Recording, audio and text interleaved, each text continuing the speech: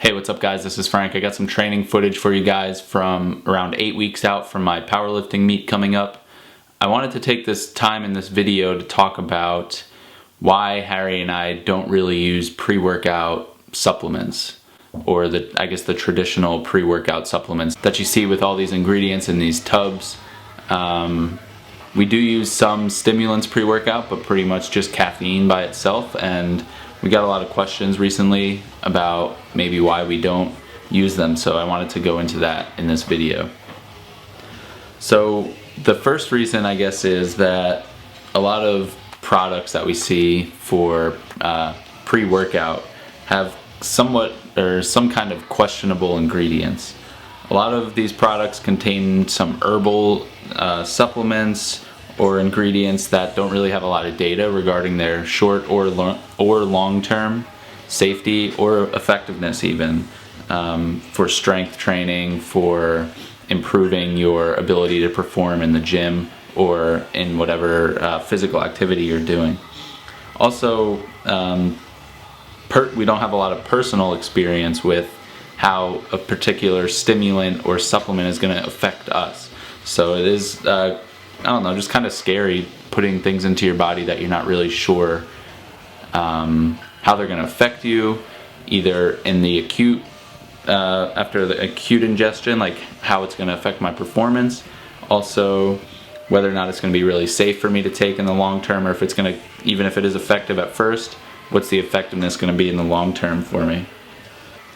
The second reason, I guess, is that dietary supplements aren't regulated by the FDA, at least in the United States. Obviously, the FDA doesn't regulate dietary supplements. So what that means is that there's not really any guarantee that what the label claims is in the product is actually in that product. So we've seen a lot of times where athletes get drug tested and they're saying, oh, I'm just taking this supplement, I checked all the ingredients on the label, they're not banned substances, but then they end up still testing positive for some kind of stimulant like methamphetamine or something similar to that. They test positive for, which was from a supplement that didn't have that even on their label. So with Harry and I competing in drug-free or drug-tested powerlifting organizations, it can be kind of risky taking a supplement when there's no real guarantee that, even if you double check, triple check the label with like the WADA banned substance list, that you're still not ingesting an illegal substance, basically. Now, with that being said, there are some good products out there. Some that come to mind are Bare Performance Nutrition Flight, Smart Powders, Totalis, Citadel, Tier 1, De Novo, Utopian. So those are probably all decent products and companies that have some integrity, and even though they're not regulated products, they're have a strong feeling that their label matches what's actually in the product. So basically what it comes down for me, and probably Harry too, is just cost. Some of these pre-workout supplements are pretty expensive, and they can run you a lot of money for like a month's worth of workouts, basically.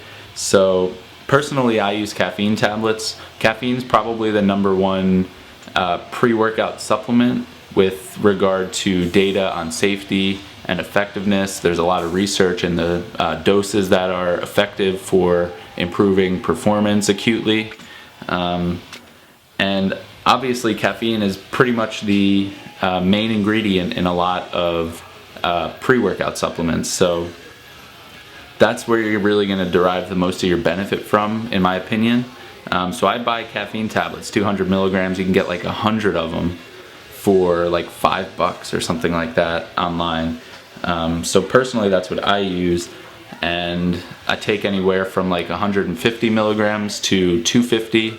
When it comes to meet day, I'll probably even increase that a little bit further. But for the cost effect analysis, basically, caffeine is going to be your #1.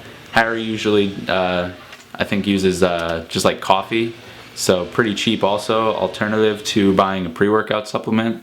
Come meet day, he will go for the caffeine tablets just to get a little bit more bang for his buck, basically, a little bit more caffeine. The last thing that I forgot to mention is that a lot of the products out there have proprietary blends, which can be used, I guess, to protect their formulation, but also can be a way for them to underdose certain supplements or certain substances that are in their supplement without anyone knowing about it, really. So that's another cause for concern. When products have a proprietary blend, you really have no idea what the doses of any of the ingredients are. So not sure if it's going to be like 500 milligrams of caffeine, which would make me go crazy, or 50, or if they say they have creatine or beta-alanine or something in there, you have no idea if they're actually at the appropriate dose. So some of the reasons why Harry and I don't really use pre-workout.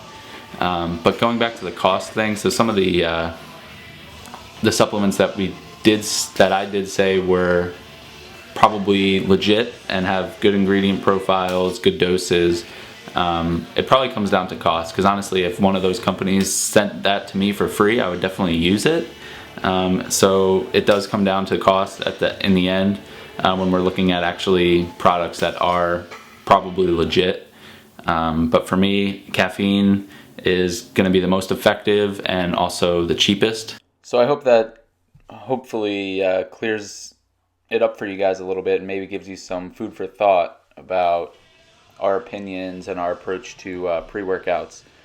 But getting into the training footage, yesterday you saw me doing my hypertrophy squats and then my heavy bench day.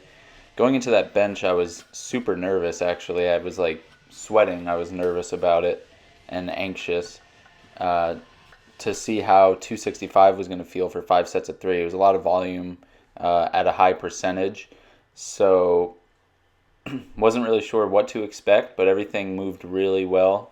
And I'm really happy with the way bench is moving, and actually now feeling much more confident moving forward as I get to higher and higher percentages leading up to the meet. So this is just showing you here the next day, my deadlift warm-up. So this was after doing a couple of minutes with a foam roller and just like some dynamic stretching, but probably less than 5 minutes, probably around 3 minutes of that.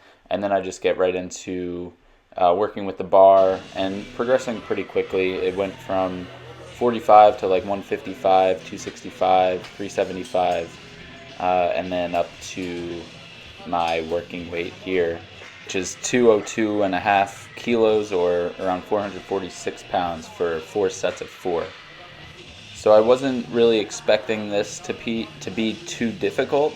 I think what I underestimated was the amount of volume that this was. 4 sets of 4 is a decent amount of volume for me to hit on deadlifts at a higher percentage. Last week I think I hit 3x4 at 80%, so higher intensity and higher amount of volume. But during the workout things felt really good. As you can see here, they moved really well. Afterwards, the next day and 2 days after, and even the rest of the week, I really wasn't feeling too great. I was definitely feeling the effects of these deadlifts in my low back, even my lower body, my glutes too, obviously.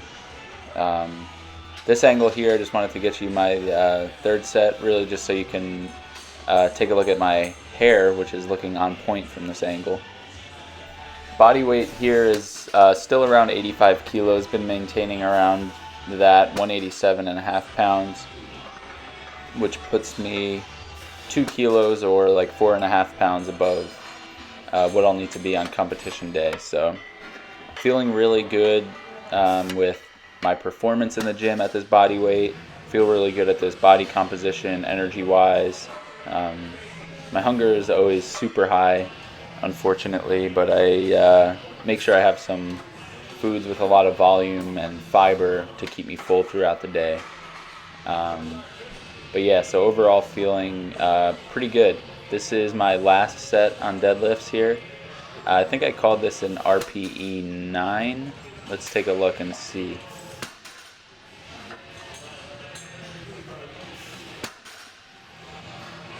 Looks pretty easy so far. I'd probably call this an 8 actually, which means I had definitely 2 left. So this is squat recovery. So just super low volume at a decent intensity where I can still get some practice in with the technique work. So always trying to keep things consistent to competition, no matter how high or low intensity or volume is. But that's it for this video. I hope you guys enjoyed it. Leave some comments down below on what your opinions are on pre-workout supplements and which products you like to use. And we will see you in the next video.